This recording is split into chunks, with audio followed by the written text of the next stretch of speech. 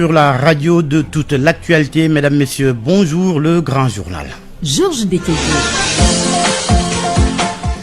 Au sommaire Covid-19, le Sénégal a franchi la barre des 20 000 cas, 505 décès hier mardi, 192 nouvelles contaminations. Conséquence de la poussée épidémique, état d'urgence et couvre-feu de 21h à 5h du matin. La mesure prend effet à compter de ce mercredi. Dakar et Thiès, les deux régions concernées, donnent leurs avis dans ce midi. D'ailleurs, on focus sur la question dans ce grand journal. L'an 3 de la tuerie de Bofa Bayotte, justice toujours pas rendue malgré les arrestations des présumés auteurs du massacre de 14 jeunes. Les rescapés, eux, souffrent en silence faute d'assistance. Avis aux détenteurs de fréquences audiovisuelles, celles non encore utilisées au nombre de 131 pourraient être retirées à leurs attributaires. Audit du fichier et du processus électoral, la majorité présidentielle répond au Parti démocratique sénégalais qui réclame sa présence. Benoît Sambou renvoie les libéraux au pôle de l'opposition, non sans souligner que le dernier mot revient au ministre de l'Intérieur. L'actualité internationale présidentielle en Centrafrique du 27 décembre dernier, 10 candidats exigent l'annulation du scrutin. Il dénonce des irrégularités. En sport, le Diaraf veut rééditer le coup de Tengue FC qualifié hier en phase de groupe de la Ligue africaine des clubs champions. Le club de la Médina croise cet après-midi San Pedro de Côte d'Ivoire à Abidjan. C'est en coupe de la CAF. Et puis, point de vue aujourd'hui, état d'urgence assorti d'un couvre-feu pour freiner la propagation du SARS-CoV-2. Pertinence et efficacité de cette nouvelle décision du chef de l'État. Débat vers midi 35 minutes. Abdoulaye Didiop assure la partie technique. Bienvenue à toutes et à tous.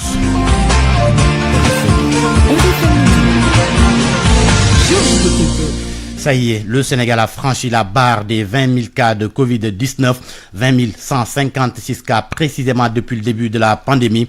Ce mercredi, notre pays a enregistré 192 nouvelles contaminations. 5 personnes sont décédées hier du coronavirus. Le point du jour avec le docteur Mamadou Ndiaye, directeur de la prévention au ministère de la Santé. Sur 1540 tests réalisés, 192 sont revenus positifs, soit un taux de positivité de 12,47%. Les cas positifs sont répartis comme suit. Nous avons eu 47 cas contacts suivis par nos services, un cas importé enregistré au niveau de l'aéroport international Blaise Diagne de Diass et 144 cas issus de la transmission communautaire répartis comme suit.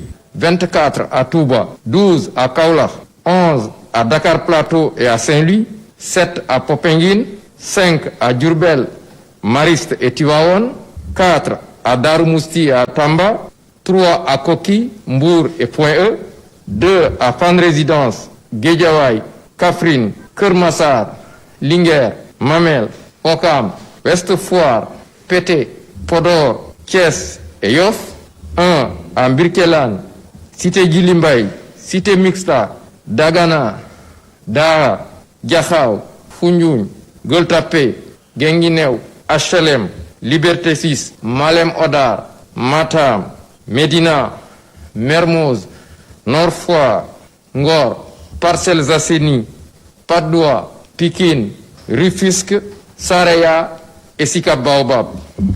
92 patients hospitalisés ont été contrôlés négatifs et déclarés guéris. 23 cas graves sont pris en charge dans nos services de réanimation et 5 décès ont été enregistrés ce mardi 5 janvier 2021. L'état de santé des autres patients hospitalisés est jugé stable. À ce jour, 20 156 cas ont été déclarés positifs, dont 17 782 guéris, 433 décédés et donc 1940 patients sous traitement. La poussée épidémique se poursuit donc et face au rebond, le chef de l'État a décrété hier l'état d'urgence assorti d'un couvre-feu de 21h à 5h du matin. La mesure prend effet ce mercredi et concerne les régions de Dakar et Thiès où sont concentrés 90% des cas de contamination. Les chiffres du SARS-CoV-2 dans les régions de Dakar et Thiès. Amadou Sabarba. Dakar en pole position des contaminations du coronavirus, 13 447 cas confirmés pour toute la région du Cap-Vert. Le département plus touché, Dakar Ouest, Centre, Sud et Nord, enregistre 10 340 cas. La banlieue dakaroise aussi impactée par le coronavirus, Guédiawaye 770, Mbao 611 cas positifs, Rufisque 476, Keur Massar 348, Pikine 324. La commune de Sangalkam a enregistré 222 cas de coronavirus selon les chiffres du ministère de la Santé et de l'Action sociale. Thiès, deuxième région la plus touchée par la maladie à coronavirus. La dernière mise à jour du site du ministère de la Santé et de l'Action sociale révèle que Thiès et ses départements ont 2236 cas confirmés de coronavirus. La commune de Thiès, à elle seule, enregistre 45 décès sur les 759 cas notés depuis le début de la pandémie. Popenguine, Tivaouane et Mbour ont respectivement 381, 377 et 370 cas testés positifs. S'en suivent Pout avec 138, Khombol 88, Mekhe 53, Joal 42 et Tchadiaï 28 cas. À signaler Bakel, Djankemanka et Goudomp, 3 localités qui ne sont pas jusque-là touchées par le virus. Selon le dernier bilan publié par le ministère de la Santé et de l'Action sociale, le Sénégal a enregistré 20 156 cas, dont 17 782 guéris et 433 décès depuis mars 2020. L'état d'urgence assorti d'un couvre-feu vu de Thiès dans la cité du Rail. La décision du chef de l'État est bien appréciée. Population et autorités administratives appellent les jeunes à plus de responsabilités en limitant les déplacements et en évitant les rassemblements. Cheikh Anta Diop. Le chef de l'État décrète l'état d'urgence assorti d'un couvre-feu à Dakar et Thiès. Le virus circule énormément dans la capitale du rail. Selon des Thiessois rencontrés, Ibrahim Bahoum et Salou Ndiaye, enseignants à la retraite, cette mesure est venue à point nommé. Qui dit pandémie dit forcément des mesures d'urgence. Maintenant, la mesure d'urgence, on peut l'apprécier. Est-ce que ça vaut la peine? Est-ce que ça ne vaut pas la peine? Mais je pense que toute mesure tendant, en tout cas à ralentir ou freiner la propagation ou l'endiguer même de cette pandémie ne peut forcément être qu'une mesure salutaire. Ah non, le plus grave à Thiès. C'est à Thiès que les gens sont beaucoup plus indisciplinés encore que c'est à Thiès parce que regardez les manifestations publiques qu'il y a à travers la ville, les écoles. Mais moi, ce qui m'inquiète plus, c'est les écoles. Les élèves n'ont pas de masque et ils bougent beaucoup. Ça devient très inquiétant. Donc les mesures sont venues à point nommé. Les autorités administratives ont décidé de mettre sur pied des cellules de veille pour contenir cette pandémie. Le préfet de Thiès, Moussa Diagne, appelle à la responsabilité individuelle. Nous avons vraiment tenu à redynamiser les cellules de veille, d'alerte et d'action pour mieux parler aux jeunes. Il y a un accroissement, une augmentation inquiétante des cas communautaires. L'heure est grave. Thiès, nouveau foyer du Covid-19. Le service régional d'hygiène de Thiès, qui avait pris les devants, est toujours sur le terrain pour désinfecter les lieux recevant du public. RFM Thiès, Cheikh Anta Diop. Dans la capitale, la mesure a pris au dépourvu certains Dakarois. Du coup, des chamboulements sont notés dans les activités et programmes. Certains estiment qu'il va falloir procéder à des réaménagements. Nafissa Toussila. Fermer boutique un peu plus tôt que d'habitude, c'est la résolution de Penda Diakhoumpa, trouvée sous un abribus. À Bourguiba, cette gargotière dit ne pas avoir le choix, il faudra se conformer à la règle. Je ne peux que respecter la loi. Avant, c'était de 19h à 23h que je vendais. Aujourd'hui, je ne sais pas quoi faire. Peut-être sortir un peu plus tôt et ranger mes effets avant 21h. C'est vraiment dur. Charles Manga, un peu plus de la vingtaine, étudiant, chemise en wax et cartable en bandoulière, soutient que ce couvre-feu risque de tout perturber. Je devais démarrer les cours du soir. Ça sera un peu bizarre parce que quand tu descends à 20h, tu as qu'une heure de temps pour arriver chez toi. C'est un peu bizarre et on sait que les voitures ont tendance presque à descendre une heure de temps avant le cours. Donc ça sera hyper compliqué pour certains étudiants qui suivent des cours du soir. Astoufaï et Edouard Armstrong trouvent cette nouvelle disposition pour endiguer cette deuxième vague de Covid-19 impopulaire. Le virus ne circule pas la nuit. Cette disposition que l'État ne va pas solutionner le problème. L'État devait prendre des solutions par rapport au transport, limiter les nombres de personnes sur les transports en commun ou bien prendre des mesures restrictives, quoi. Mais les embouteillages existent même sur l'autoroute. Tant qu'il y a des embouteillages, Le couvre-feu, ça sera quelque chose d'un peu trop compliqué. Et imaginez-vous les femmes qui se lèvent à 4h du matin, 5h du matin, pour aller récupérer du poisson ou des légumes ou n'importe quoi comme marchandise, qui doivent aller très tôt, qui habitent un peu loin, et qui doivent vendre, par exemple, à la SICA. Ça va être très compliqué pour ces mères de famille. Ce couvre-feu annoncé hier par le président de la République a certainement pris les Dakarois au dépourvu et beaucoup seront obligés de réaménager leurs horaires. Plusieurs secteurs d'activité vont ressentir les effets du couvre-feu. C'est le cas des gérants de dibiterie et des vendeurs de couscous. Mais au regard de la gravité de la situation, ils entendent faire contre mauvaise fortune bon cœur. La riposte contre le Covid-19 en vaut le coup. Le reportage est signé Oumou Kalsoumli. Dans sa petite cour, des calebasses remplies de couscous, une bassine sur la table contenant de la farine de mil, à côté une marmite en pleine ébullition. Rokaya est en plein dans les préparatifs du couscous. Elle fait de son mieux pour terminer et écouler son produit. Une véritable course contre la montre. Je vais faire mon possible pour terminer la préparation du couscous très tôt. Bien vrai que ça ne nous arrange pas, mais il faut qu'on se sacrifie aussi pour aider les populations et l'État du Sénégal. Cap sur une grande dibiterie de la place à la rue 5, angle 6, Ablaye, vendeur de dibi, se dit très affecté par la mesure de l'état d'urgence et du couvre-feu. Pour lui, il y a lieu de se sacrifier.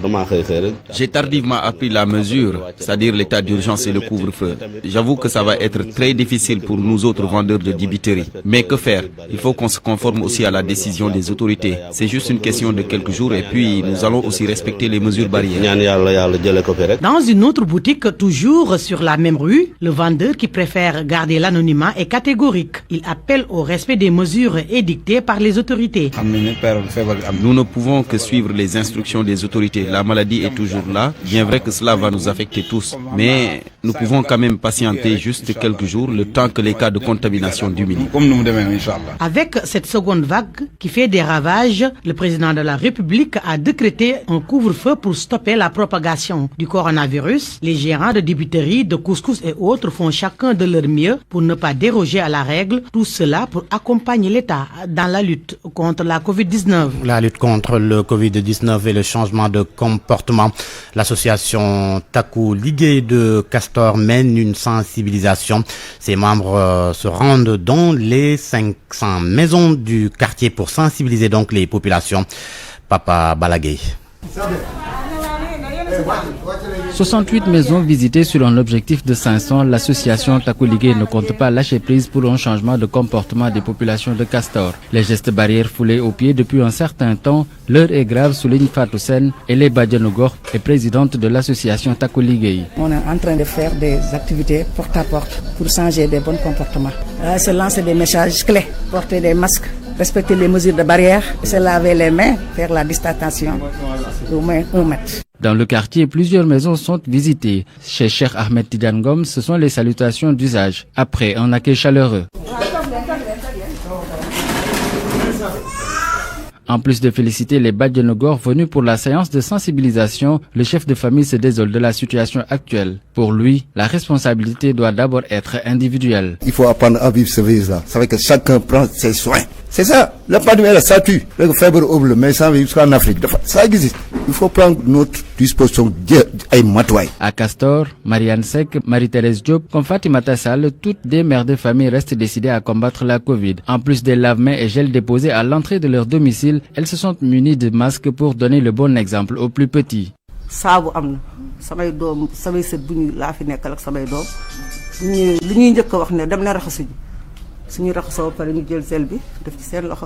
La campagne de sensibilisation lancée depuis le mois de décembre, l'association Taku Ligue invite toutes les Badianogor à s'engager davantage dans la lutte contre la pandémie de coronavirus.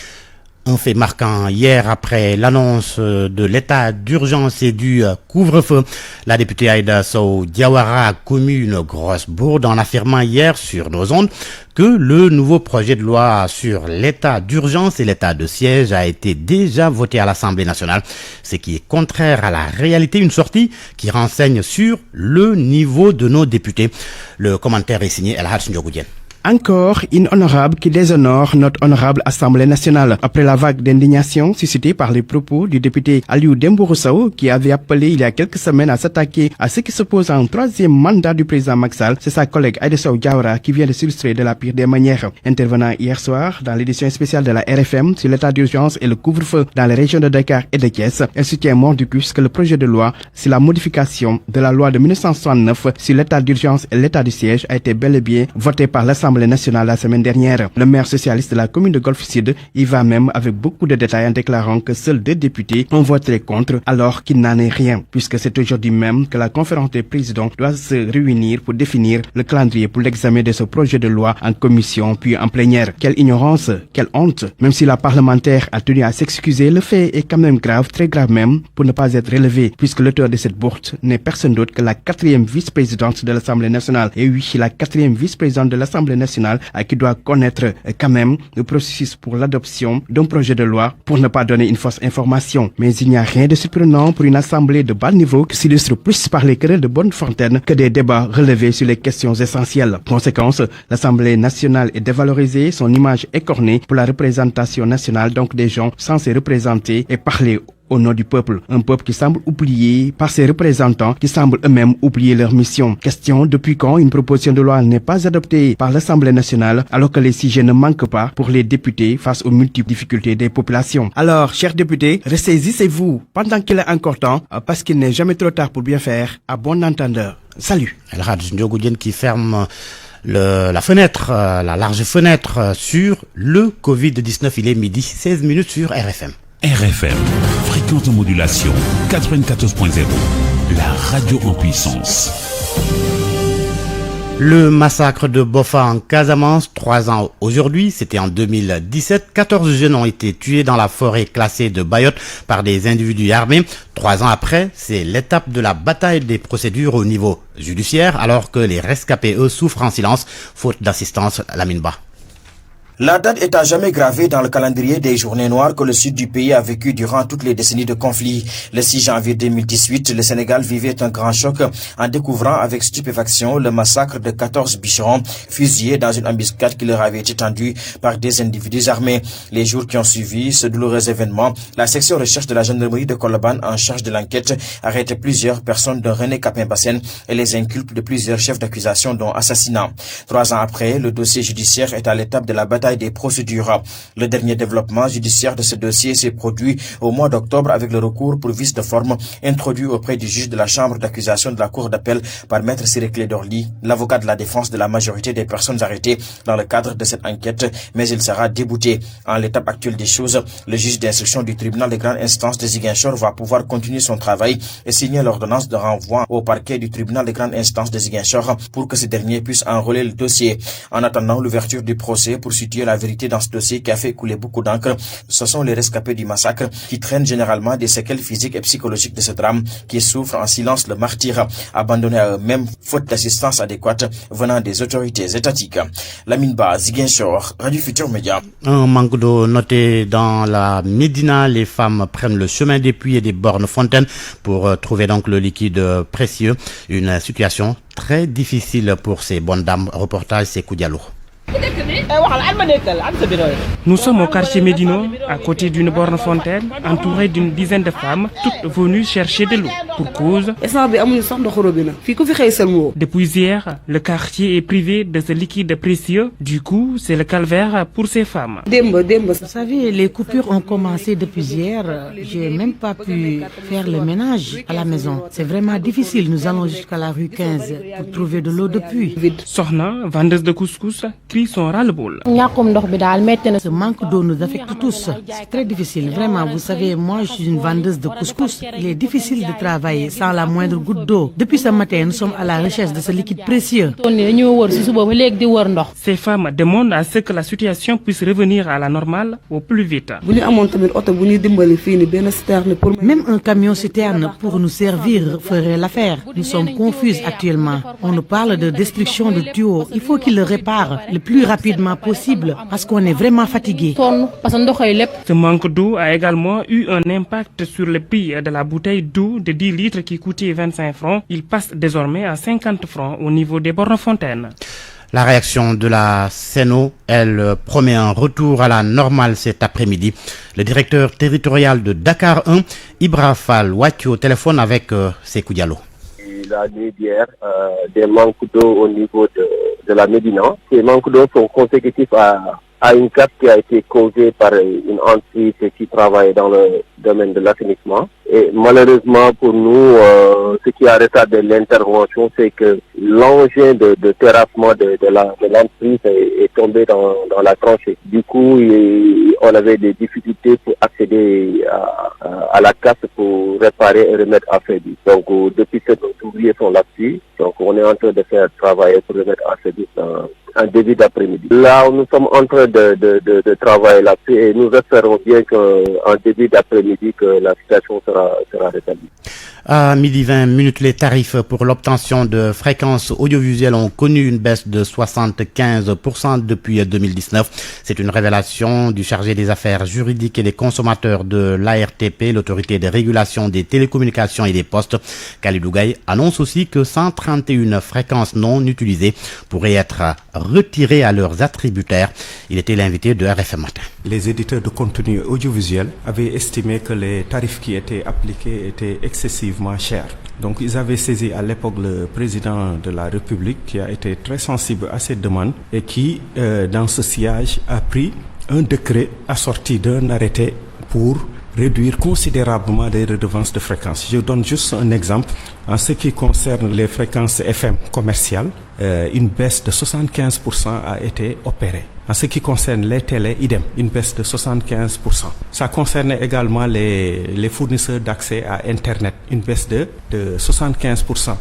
Pour les radios étrangères, la baisse a été donc portée à 50%. Donc vous voyez aisément que c'est une baisse drastique parce que quelqu'un qui paye 100 francs, aujourd'hui, il paye 25 francs.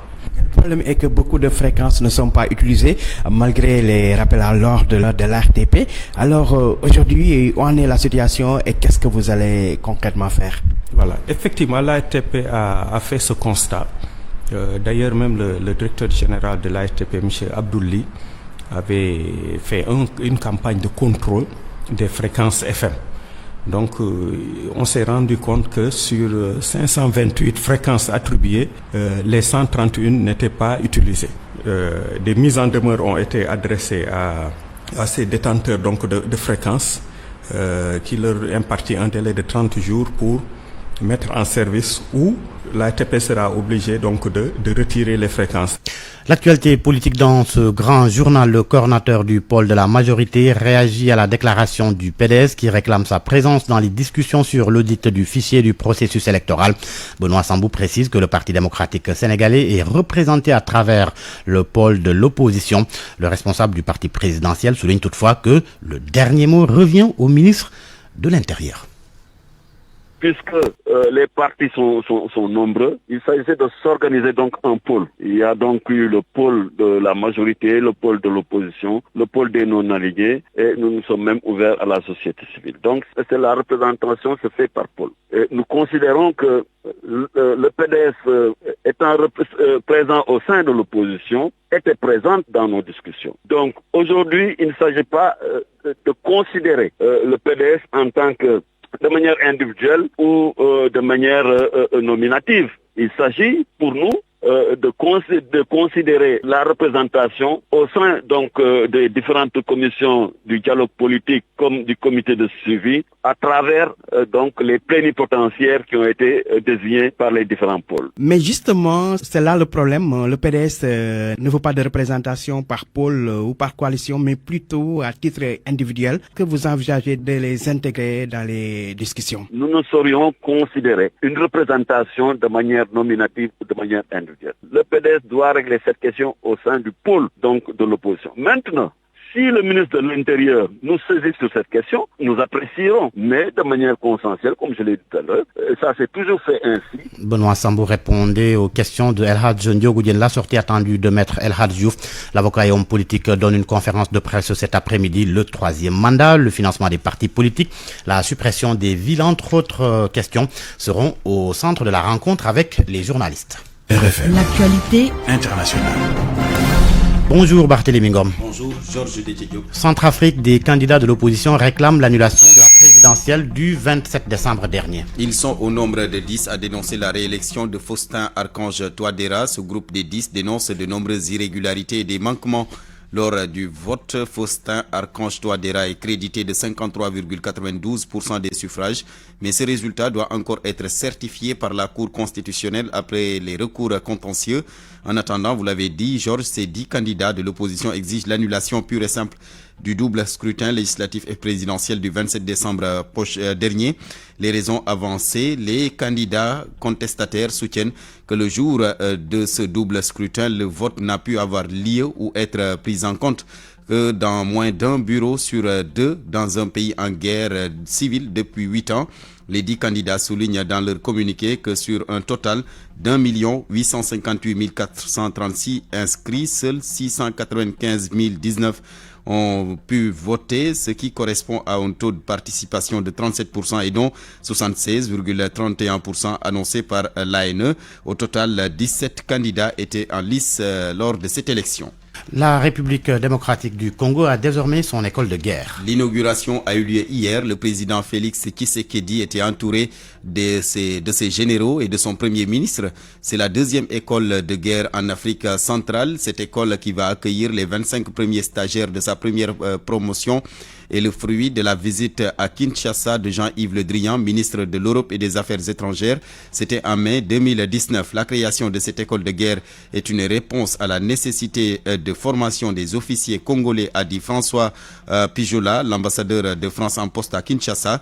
Il faut dire que l'inauguration de cette école de guerre intervient dans un contexte particulier. La RDC enregistre une augmentation des violences et des conflits armés dans ses provinces orientales. Les forces de sécurité sont régulièrement accusées d'exactions dans les rapports de l'ONU, qui n'a cessé de plaider pour une amélioration du niveau général des troupes congolaises. Au Togo, la haute autorité de l'audiovisuel suspend le journal L'Indépendance Express. Après avoir passé les derniers jours de l'année 2020 à la gendarmerie, Carlos Ketou, le directeur de publication, a été entendu par la haute autorité de l'audiovisuel et de la communication. À l'issue de cette audition, l'institution de régulation a suspendu le journal L'Indépendance Express de parution sous toutes ses formes et a même demandé au juge de lui retirer son récépissé. Il est poursuivi pour avoir violé les règles du code de déontologie de la presse togolaise, notamment la diffamation et les affirmations gratuites. Carlos Ketou, en réaction, se dit déçu et consterné. Il va, dit-il, déposer un recours en annulation devant la chambre administrative. Le patronat de la presse togolaise déplore de son côté la lourdeur de la sanction et demande au tribunal de prendre une décision à la hauteur du délit pour lequel Carlos est poursuivi. Et puis aux États-Unis, le démocrate Warnock remporte une sénatoriale cruciale en Géorgie, selon plusieurs médias américains. Il s'agit des chaînes CNN, CBS et NBC. Raphaël Warnock, le candidat démocrate, a battu dans l'est de la Géorgie la sénatrice républicaine Kelly Loeffler dans cette double élection sénatoriale cruciale pour le début du mandat du futur président américain Joe Biden, qui prend en fonction le 20 janvier prochain. Raphaël Warnock, pasteur d'une église d'Atlanta où officier Martin Luther King va donc marquer l'histoire. Il devient ainsi le premier sénateur noir élu en Géorgie. Les démocrates doivent encore remporter l'autre élection sénatoriale partielle, toujours en Géorgie, pour prendre le contrôle du Sénat, un enjeu majeur, Georges Détier. Merci Barthélémy Ngom. Parole aux auditeurs. L'actualité, qu'en pensez-vous? Moi, je pense que vous devez. Réagissez dans nos éditions d'information sur l'actualité. Bonjour. Du lundi au vendredi, vous avez la parole sur RFM. Point de vue, il sera question de l'état d'urgence assorti d'un couvre-feu pour freiner la propagation du Covid-19. Pertinence et efficacité de cette nouvelle décision du chef de l'État. On en parle tout à l'heure.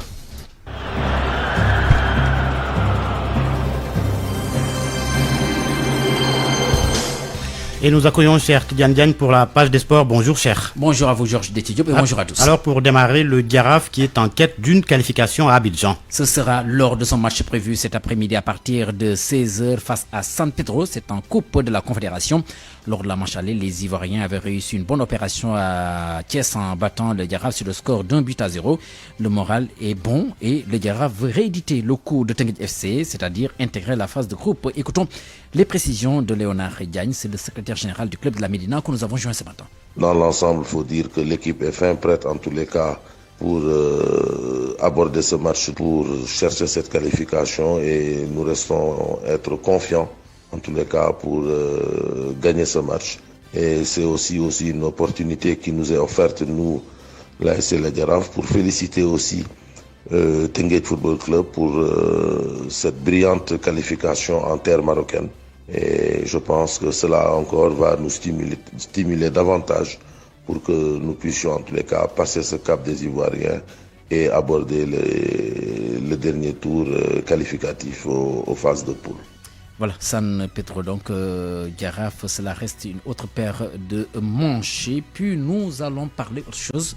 Georges, nous revenons sur cette qualification de l'équipe de Teungueth FC avec ce reportage de Abdou Diouf Diagne. Teungueth FC donc qualifié en phase de groupe de la Ligue des Champions, une première depuis 17 ans pour une équipe sénégalaise.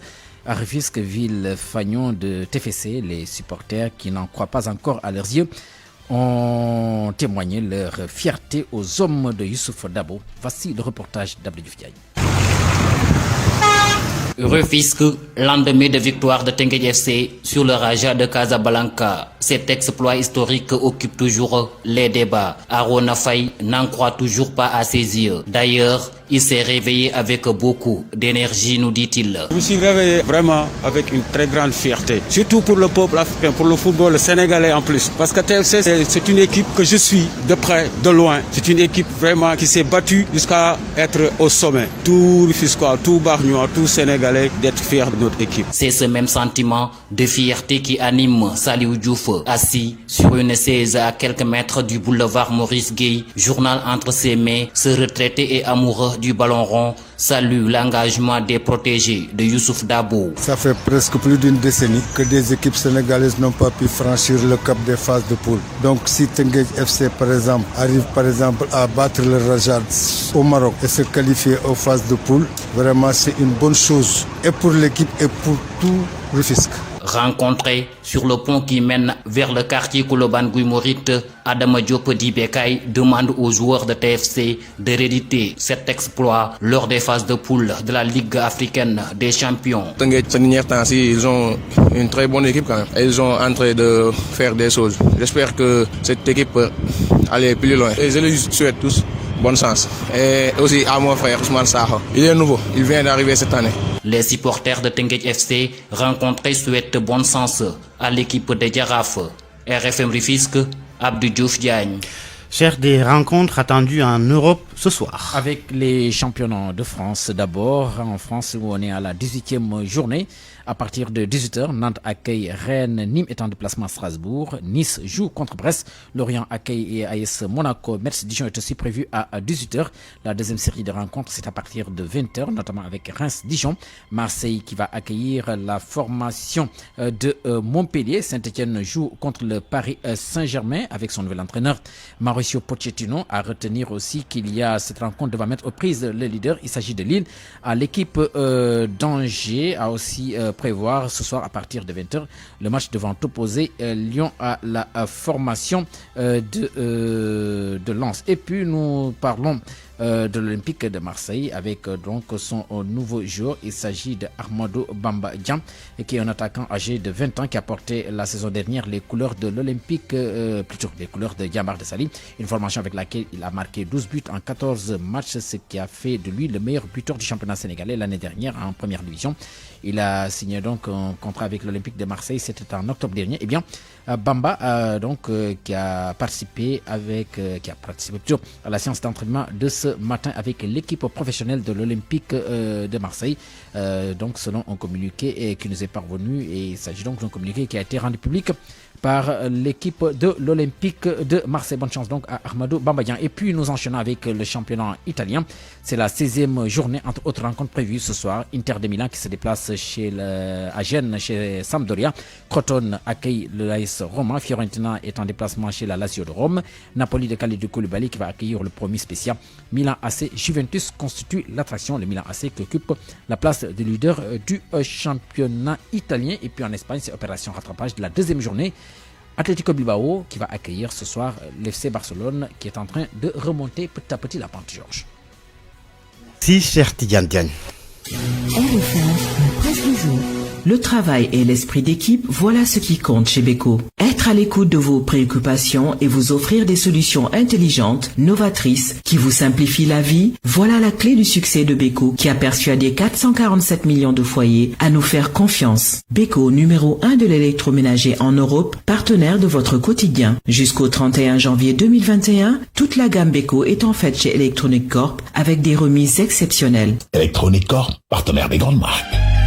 Electronic Corp et sa gamme Beko, numéro 1 de l'électroménager en Europe, vous offre votre revue de presse. Lecture et commentaire, Barthélémy Ngom.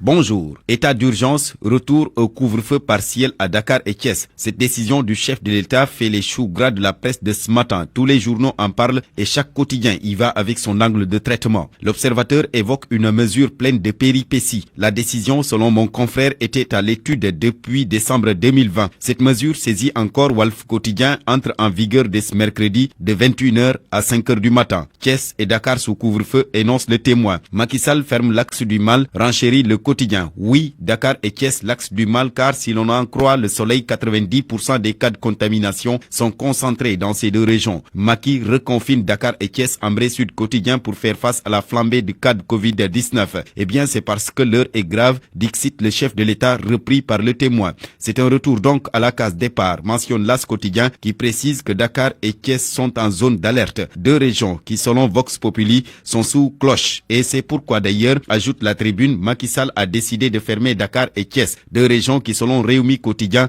concentrent plus de 90% des cas positifs. D'où cette décision du chef de l'État de réimposer l'état d'urgence et le couvre-feu, souligne l'I Quotidien. Mon confrère du journal Les Échos informe que la mesure a été prise au terme d'une réunion de plus de 5 tours d'horloge avec tous les spécialistes au palais de la République. L'I Quotidien jette le regard dans le rétroviseur et rapporte cette phrase du président Sall lorsqu'il demandait aux Sénégalais de vivre avec le virus. Mais mon confrère, au vu de l'évolution de la maladie, se rend compte qu'en réalité, les Sénégalais ne savent pas vivre avec le virus. Retour donc au couvre-feu et à l'état d'urgence. De nouvelles mesures sont attendues ce mercredi en Conseil des ministres. Vox Populi prédit déjà des restrictions dans les transports et les marchés. Source A, de son côté, pose le débat relatif à la prorogation de l'état d'urgence et constate que le président de la République a fait sauter l'article 69 de la Constitution qui lui permet de décréter l'état d'urgence sans pour autant passer par l'Assemblée nationale. Seulement, informe le journal, Macky entend faire sauter ce verrou car le couvre-feu en question ne peut pas dépasser 12 jours. Ce puisqu'un projet de loi qui lui permet de se passer des députés et de proroger lui-même la durée a été déjà ficelé et doit être présenté aux élus du peuple la semaine prochaine. Conclusion du confrère, Macky s'y prépare. Le journal a d'ailleurs donné la parole à un constitutionnaliste sur la question. Pour Ababakar Gueye, l'article 69 est modifiable par la voie normale à travers l'article 104 de la Constitution. L'un dans l'autre, le verre semble être tiré et enquête souligne que Macky Sall sert la vie. L'Observateur donne la parole à des économistes sur l'instauration du couvre-feu et de l'état d'urgence. D'abord, Maïssa Babou. Pour lui, cette mesure va davantage gêner une économie déjà en souffrance. Et c'est le secteur informel qui sera le plus à genoux, ajoute Mohamed Dia, lui également économiste. Ce qui fait dire à l'Observateur qu'on s'achemine vers de terribles lendemains économiques. Mais comme il faut boire le verre qui est déjà tiré, Antoine Diome, le ministre de l'Intérieur, prévient les récalcitrants. Les forces de défense et de sécurité veilleront à l'application des mesures prises, dit-il, dans les Échos. Dans Vox Populi, Macky Sall dit avoir ordonné une stratégie nationale de vaccination dans les meilleurs délais, car pour lui, sans vaccination, ce sera la catastrophe dans le pays.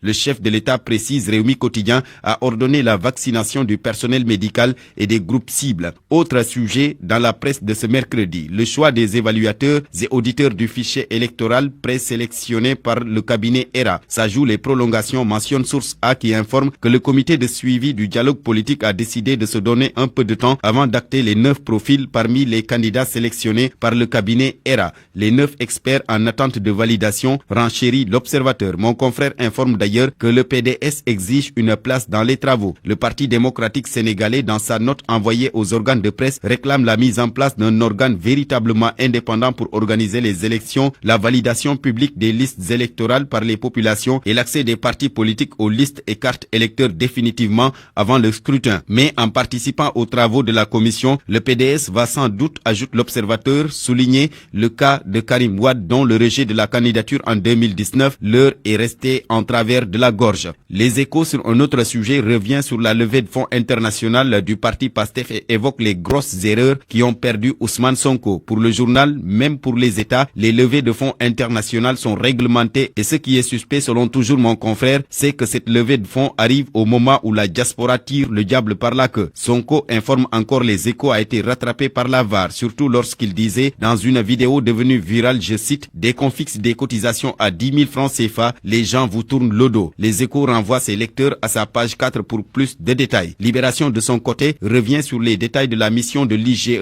au Conseil économique, social et environnemental et fait des révélations. D'emblée, mon confrère mentionne en une que c'est Aminata Touré la cible. Et oui, c'est elle qui, selon le journal, est directement visée par cette mission. Libé informe que les 6 inspecteurs ont reçu leur ordre de mission pour fouiller la gestion 2020 et il s'agit bien de celle d'Aminata Touré. Ça sent donc la politique car Libé note et fait noter que depuis que Aminata Touré a quitté le Conseil économique, social et environnemental, elle semble avoir pris ses distances avec l'Alliance pour la République. D'ailleurs, rappelle mon confrère, sa dernière sortie sur la limitation des mandats présidentiels avait fait beaucoup de vagues chez ses camarades de parti. C'est parti pour Teungueth FC. Première participation, première qualification en phase de poule en Ligue des Champions. C'est un coup historique, se réjouit Stade Quotidien. Les Rufisquois créent l'exploit à Casablanca, jubile encore record qui fait part de la sensation du second tour des préliminaires de la Ligue africaine des champions. Des Rufisquois héroïques dans la cour des grands, record ne mâche pas ses mots pour qualifier cette qualification de Teungueth FC. Timoré à l'aller, TFC a joué libéré au retour et ça a payé. C'est donc un exploit puisqu'aucun club sénégalais n'avait plus accédé à ce stade de la compétition depuis la Jeanne d'Arc de Dakar il y a de cela 17 ans, rappelle le quotidien sportif du groupe Futur Média. Bravo donc aux Rufisquois qui ont éliminé le Raja, un habitué de la compétition. Bonne lecture.